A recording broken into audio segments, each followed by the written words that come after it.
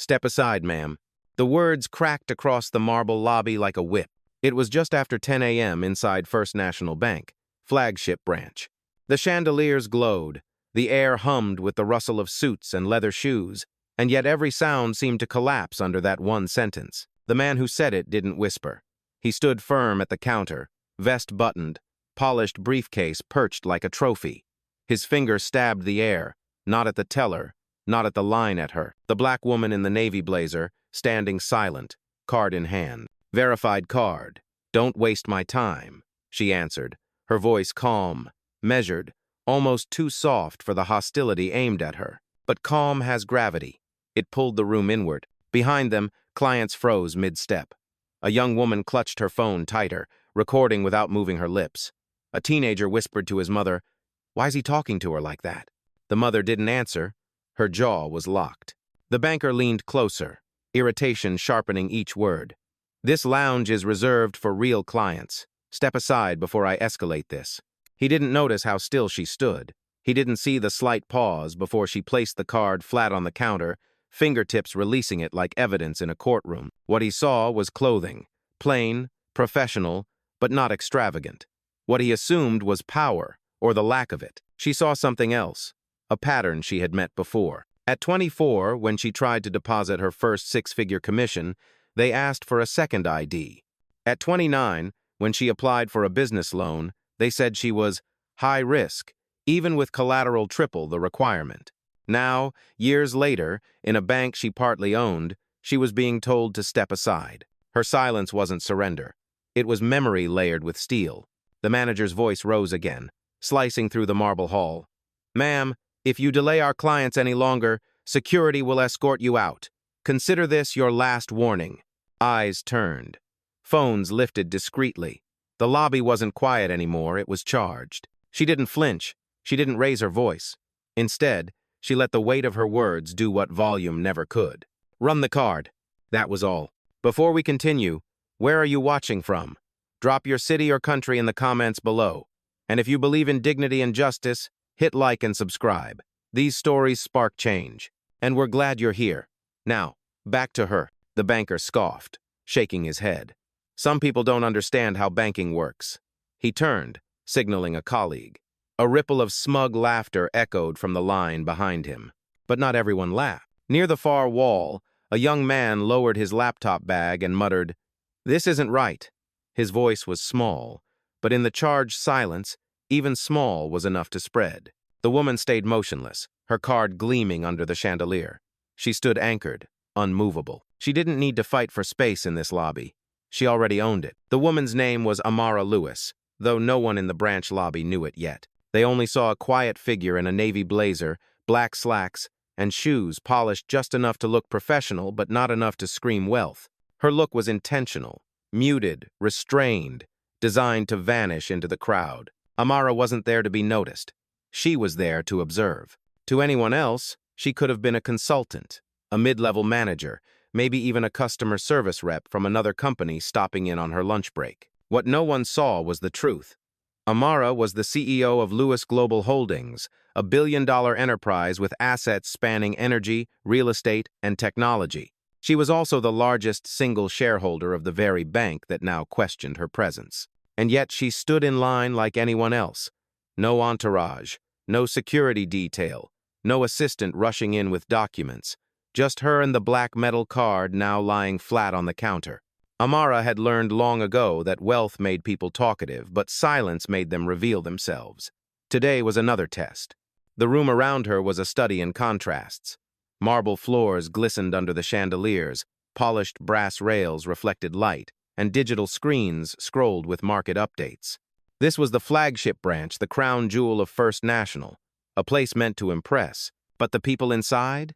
They carried their own set of rules, unwritten but heavy, who looked like they belonged, and who didn't. Amara remembered the first time she had walked into a bank at 23, clutching the commission from her very first real estate deal. The teller had looked at her ID, then at her worn blazer, and smirked before calling a manager.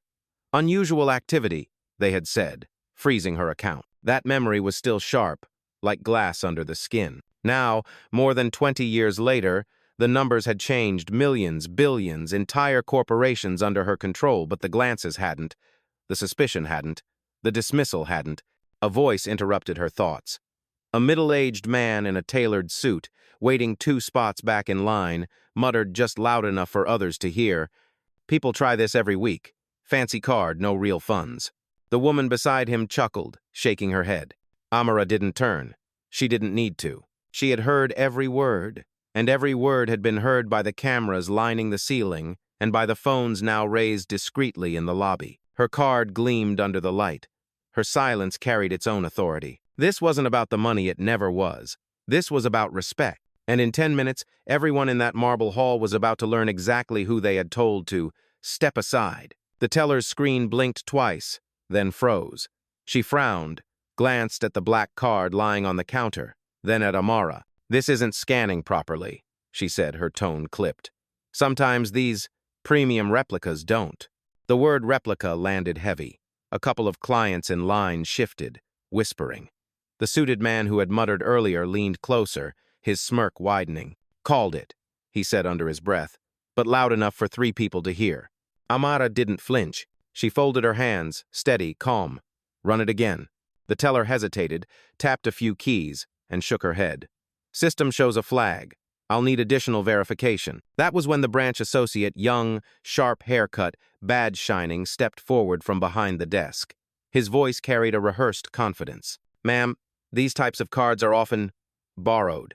We'll need proof of income and source of funds before continuing." He didn't ask. He declared. Behind him, another employee, Natalie, her arms crossed tight, added with a scoff, "Half the time, these end up being linked to fraud, especially when someone insists on priority service." The room hummed. Phones tilted higher. One client near the velvet rope whispered, "Is she serious?" Another chuckled, "Wait till security comes." Still, Amara's face didn't move. Her voice was level, almost disarmingly calm. "Run. The card." "Oh?" The young associate leaned over, lowering his tone as if sharing a secret. "Listen, don't make this harder. People try this every day. Flash a shiny card, claim VIP access, and vanish before we verify. You're not the first." His words weren't just dismissal, they were accusation.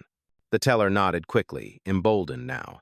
"If you can't produce immediate documentation, we'll have to confiscate the card until fraud review clears." A ripple of shock spread through the line. Someone gasped. Someone else muttered, "They can't just take it." But the banker in the tailored suit grinned, leaning back with satisfaction. "Exactly what I said. Knew it." The energy in the room shifted, tightening like a rope pulled taut.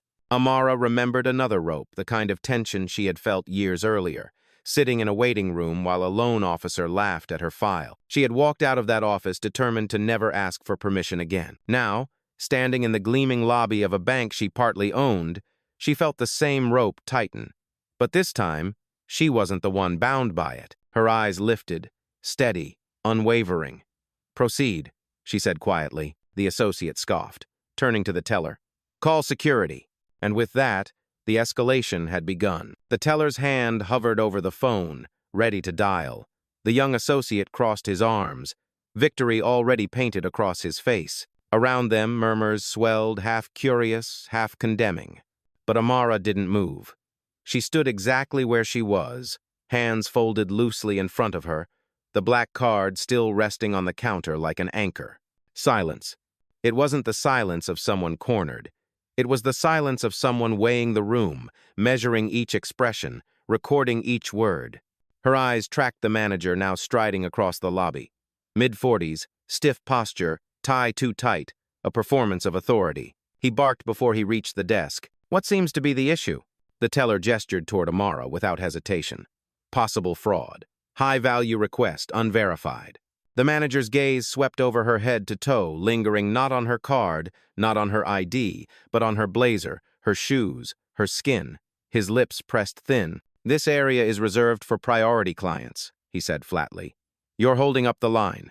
No raised voice. No argument. Just assumption, sharp and cold." A man in line chuckled. A woman muttered, "Always trying to play the system." Another whispered, "Watch, she'll get dragged out." Still, Amara didn't flinch.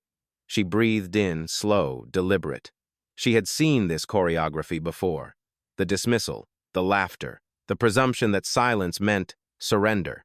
At 26, she had stood in another bank, accused of unusual activity after depositing a perfectly legal commission.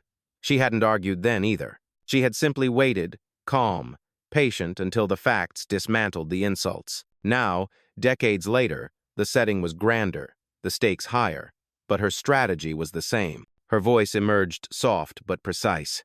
"Run the card." The teller hesitated, eyes darting to the manager. The manager shook his head. "Security will handle it." That was the pivot, the line between simple rudeness and outright escalation. Phones tilted higher. A teenager whispered, "Why doesn't she just yell?" His mother shook her head, eyes still locked on Amara. Because she didn't need to. Amara's silence was louder than any outburst. Her composure under the weight of suspicion created its own pressure, forcing the room to confront itself. The manager snapped at the teller again. "Call it in." The teller's fingers tapped the keypad. The associate smirked, muttering, "This is what happens when people try to play rich."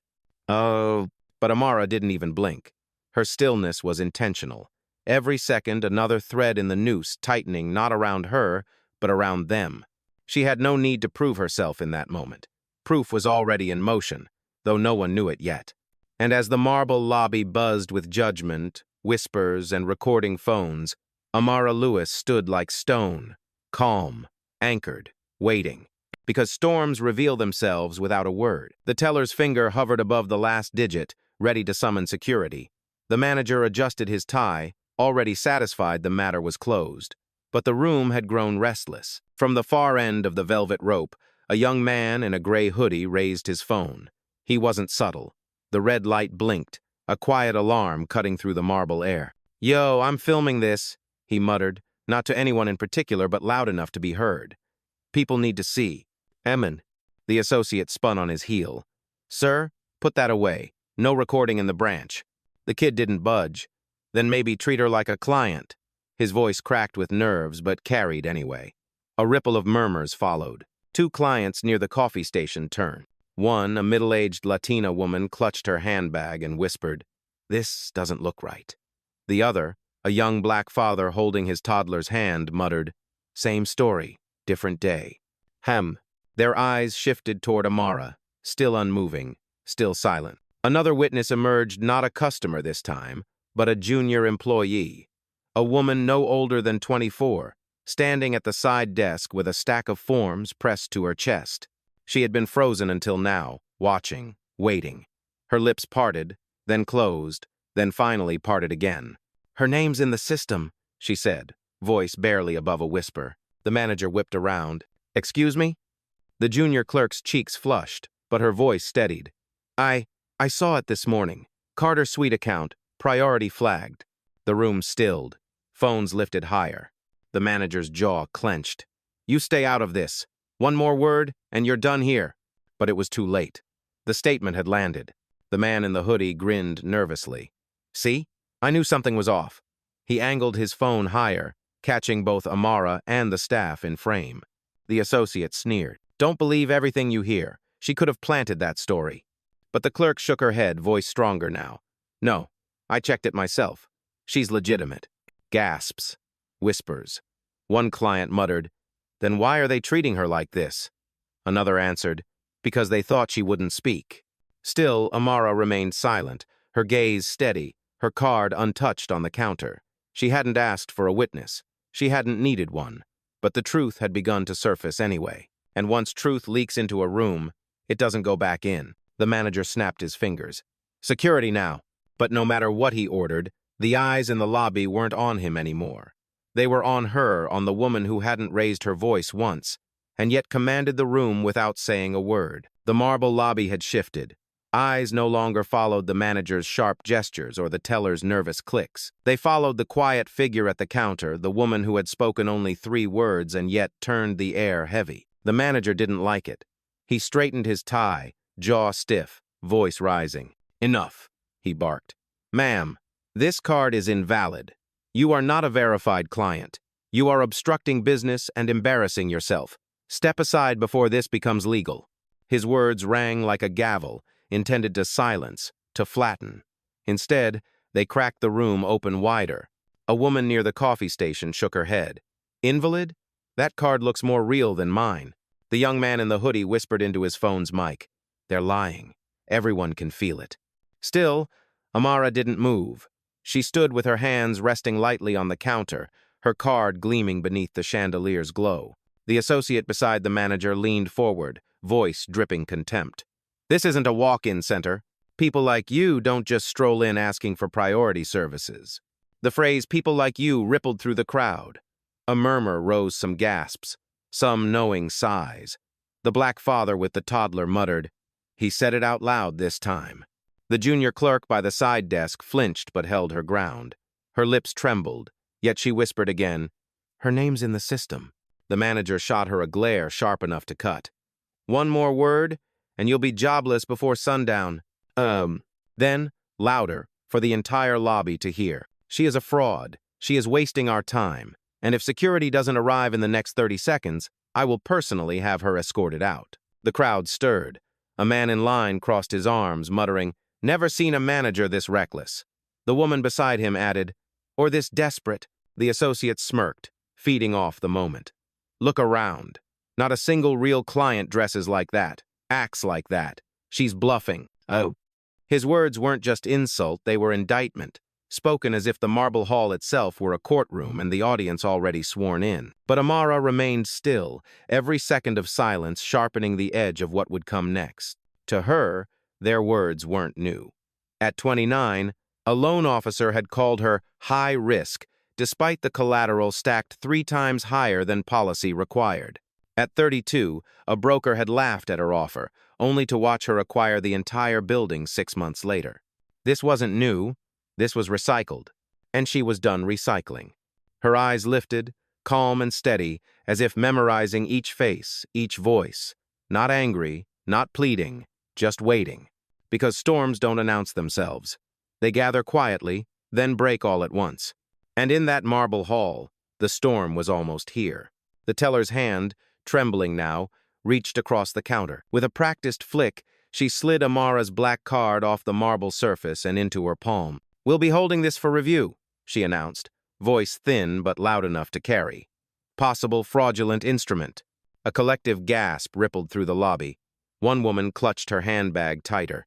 The father with the toddler muttered under his breath, "That's theft." But the manager doubled down, his voice booming like a verdict. "This is no longer a client interaction. This is a security incident. She will be removed." The associate smirked, leaning closer, eyes narrowed with disdain. "Should have walked out when you had the chance. Now the police can decide what to do with you." The words police and fraud dropped into the room like stones into water, sending ripples of unease across every face. Phones rose higher. A teenager whispered, "They're really calling the cops on her?" Another replied, "For what? Standing there?" The junior clerk, hands still clutching her stack of forms, took a shaky step forward. "Sir, she's in the system." "Enough," the manager barked, his voice snapping like a whip. "Go back to your station before you don't have one."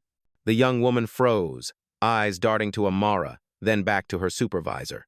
And still, Amara said nothing. Her gaze lingered on the teller's hand, now clutching her card like contraband. She didn't reach for it. She didn't protest. She simply stood, anchored in silence, while the accusations piled higher. The banker in the tailored suit 2 places back chuckled audibly. "Pawn shops down the street. Might have better luck there." His laughter was harsh, designed to sting. The associate grinned wider, feeding off the man's energy. "Security will be here in less than a minute. Best to leave before they put you in cuffs." A hush fell over the crowd at that word. Cuffs. The Latina woman near the coffee station shook her head, whispering, "Unbelievable." Her voice cracked, not just with shock, but with recognition, like she had seen this story too many times before. But Amara remained unshaken. Her stillness wasn't weakness, it was coiled steel. She inhaled once, slow, steady. The teller placed her card into a drawer behind the counter, slamming it shut with a cold finality. The click echoed louder than it should have, like a lock-sealing fate. The manager adjusted his tie again, eyes burning with false authority. "When security arrives, you're leaving this lobby, one way or another." The associate leaned against the desk, arms folded smug. "Hope the cuffs fit." Hem. And for the first time, Amara's lips curved not into a smile, not into a frown, but into something sharper, a signal. Because storms don't just gather, they break. And in this marble hall, the first crack of thunder had just sounded. The drawer clicked shut, swallowing the black card whole. The sound was meant to seal authority, but it carried like a challenge. Amara finally moved. Not sudden, not frantic, just a slow, deliberate motion as she reached into her blazer pocket and pulled out her phone. The manager scoffed. "Go ahead. Call whoever you want. They won't be able to help you." But Amara wasn't calling for help. She was activating control. Her thumb pressed once, and the line picked up immediately. "Nia," she said, her tone calm, precise. On the other end, her executive assistant's voice was crisp, professional, unwavering. "I'm here." They've escalated," Amara replied, her eyes never leaving the teller's drawer. Nia didn't hesitate. "Do you want me to activate the protocol?" "Yes." The single word carried weight. Phones in the lobby caught everything: the murmurs, the silence, the faint buzz of Amara's speakerphone. The junior clerk's eyes widened. She didn't understand what protocol meant, but she knew it mattered. Nia's voice rang clear. "Confirmed. Protocol engaged. Logging incident. Timestamp 7/2. Cross-verification initiated. Do you want internal audit flagged live?" "Yes," Amara said again. The manager sneered, mistaking composure for bluff. "Lady, no one cares about your theatrics. Security is on the way." But his voice faltered when a chime echoed from the teller's computer. A notification flashed across the screen. Priority account verification requested. Executive override. The teller froze. "Sir, the system just—" "Quiet," the manager snapped.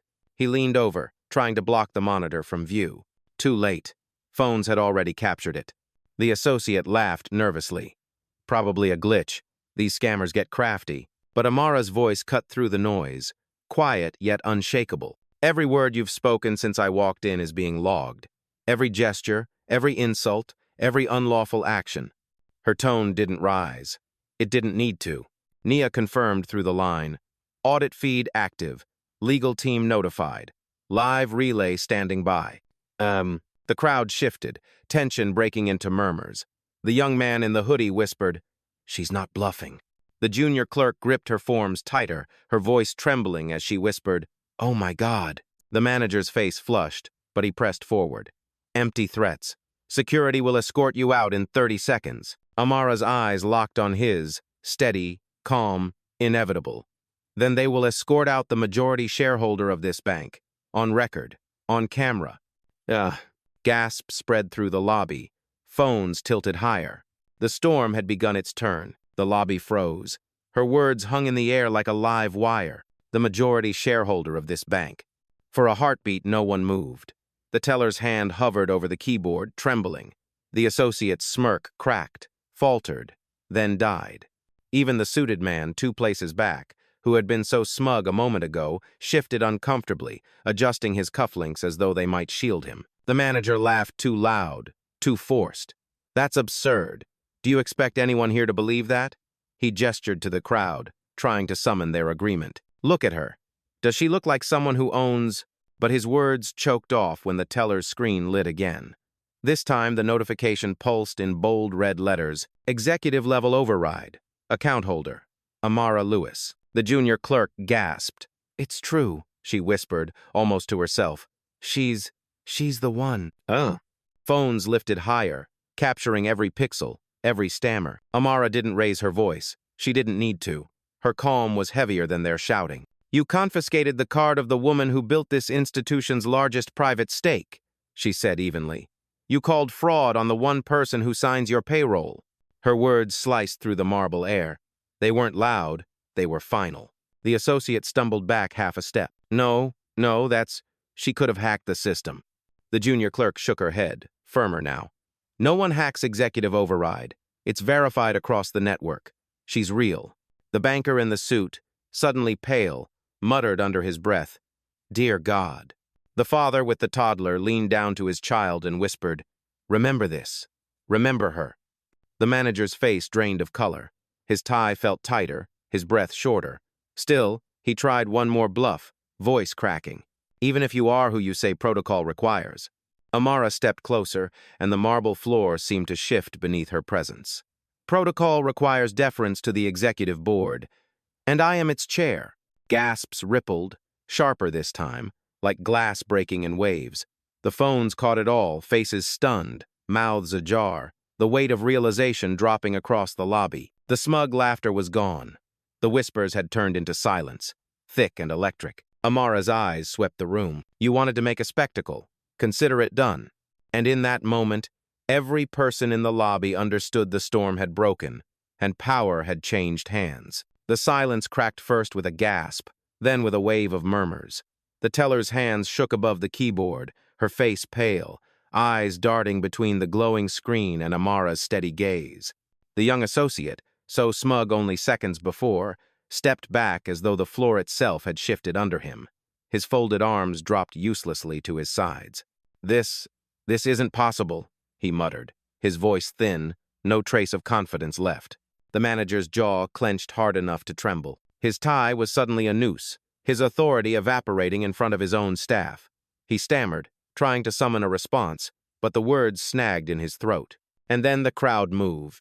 The young man in the hoodie grinned wide, phone angled high. Yo, she wasn't bluffing. She is the bank. His voice carried, the live stream viewers climbing with every second. Comments flooded in. She's the CEO. History right here. I won. The Latina woman near the coffee station pressed a hand to her mouth. Dios mío, she whispered, tears edging her eyes. For once, the disbelief wasn't in Amara. It was in the fact that they had doubted her at all. The black father lifted his toddler onto his hip, nodding toward Amara with pride. That's power without yelling, baby. Watch. Phones lined the air like lanterns, capturing every angle. A ripple of applause began hesitant, then swelling. It wasn't staged. It was release. The collective exhale of strangers who had witnessed injustice snap under its own weight. The junior clerk, eyes bright with a mix of fear and admiration, whispered, I knew it. I knew her name was real. She pressed the forms tighter to her chest, as though anchoring herself to the truth. The suited banker who had mocked her earlier now looked like a ghost, all color drained from his face. He lowered his eyes, adjusting his cufflinks again and again, desperate to disappear. The manager raised a hand, trying to shout above the commotion. Everyone, calm down, this doesn't change. But his words drowned in the growing tide of voices. She's the owner, someone yelled from the back. This is going viral, another said, holding up her phone as proof. The marble lobby, once heavy with suspicion, now pulsed with revelation. The power had shifted completely, and in the center of it, Amara stood anchored, unmoved, her silence commanding more respect than the manager's authority ever had. What had begun as humiliation was now history, unfolding live in front of 100 witnesses and thousands more watching through screen. The storm had broken, and it wasn't her drowning, it was them. The applause hadn't even settled before Amara finally spoke again. Her voice wasn't raised, yet it cut through the marble lobby sharper than any gavel. Protocol. Execute. On the phone still resting on the counter, Nia's voice responded instantly, calm and precise. Confirmed. Executing now. The teller's monitor blinked, then flooded with red alerts. Access revoked. Branch manager. Another ping. Access revoked. Associate. The manager's badge, clipped neatly to his jacket, buzzed once, then flashed red. A faint beep echoed from the doors behind him. His credentials were gone. The associate glanced down at his own badge as it blinked, then dimmed lifeless. No, this is a mistake, he stammered, pressing it against the desk scanner again and again. Each time, the same response. Denied. Gasps swept through the crowd, followed quickly by murmurs of awe. The young man in the hoodie whispered into his stream. They're being fired in real time. This is insane. The junior clerk's eyes widened, her breath sharp. She clutched the forms like a shield, whispering, She locked them out. Live. The manager tried to salvage authority, his face blotched red. You can't just, this isn't how terminations work. Amara stepped forward at last, her presence filling the space where his authority had collapsed. You confiscated my property. You slandered my name. You attempted to call law enforcement on your employer. Her words were slow, deliberate, each one a stone laid on his chest. You are finished. effective immediately. Phones caught every syllable. The crowd buzzed with vindication. The associate's voice cracked, desperation replacing his earlier sneer. "Please, this job, I—" Amara didn't blink. "Your choices had consequences. You chose arrogance over respect, prejudice over professionalism. That's your legacy now." The teller swallowed hard, trembling as she watched her colleagues crumble. Her badge hadn't buzzed yet, but the fear in her eyes said she knew it could. Amara turned slightly toward her phone. "Nia, log this termination and notify HR for full audit. Lock their records pending legal review." "Logged and confirmed," Nia replied, clear as a bell. The manager's shoulders slumped. The associate looked small, almost childlike, under the weight of silence. Then applause broke again, louder, freer. The father with the toddler clapped first, his voice firm. "That's justice," the Latina woman joined in, her hands trembling. Soon the lobby echoed with claps, cheers, and the relentless chorus of cameras clicking, recording, immortalizing. And Amara stood steady, the storm she had carried within finally unleashed not as chaos, but as order. The clapping rose until it filled every inch of marble and glass. The bank lobby, once a cage of judgment, now sounded like a courtroom delivering its unanimous verdict. The manager's face sagged, pale and hollow, his tie now nothing more than a useless rope around his neck. The associate stared at the dead badge in his hand as if squeezing it hard enough might bring it back to life. It didn't. The teller stood frozen, torn between shame and shock, her knuckles white against the counter. And in the center of it all, Amara Lewis remained unmoved, anchored, silent until silence itself felt like power. When she finally spoke, the applause dimmed into a hush. "You mistook silence for weakness," she said, her words rolling calm and heavy through the lobby. "That was your last mistake." Phones tilted forward, hungry for the soundbite. The young man in the hoodie whispered to his stream, "That's the line. That's the one." Comments exploded across his screen. Chills. Iconic. Power in silence. "Oh." Amara's gaze swept the room, not at the crowd who had doubted, not at the staff who had crumbled, but at the witnesses, the clerk who had spoken truth, the father who had explained dignity to his child, the strangers who had chosen to record injustice instead of ignoring it. "To those who watched," she continued, "remember this. Respect should never depend on appearance. Power does not come from the loudest voice, but from the one that doesn't need to shout." The clerk lowered her eyes, tears burning but proud. The father nodded, whispering again to his toddler, "See? That's strength." The manager tried to speak, but his voice cracked. The words never left his throat. His silence was louder than anything he could have said. Amara reached down, retrieved her card from the drawer with a steady hand, and slipped it back into her blazer. She didn't look at the teller. She didn't need to. Then she turned, heels striking the marble like punctuation marks. Each step echoed finality. The crowd parted for her, a human aisle of reverence. Phones captured every frame, every stride, the quiet storm of a woman who had entered underestimated and left undeniable. At the doors, Amara paused, her silhouette framed by sunlight. She turned slightly, her eyes cutting back toward the trembling staff. "I don't need a camera to prove what happened here," she said softly. "I am the result you fear most. I am the ending to your story." And with that, she stepped into the day. The applause erupted once more, raw and triumphant. The sound followed her onto the street, into the world, into the millions of screens that would replay this moment. Justice hadn't been shouted. It had been delivered calm, precise, irreversible.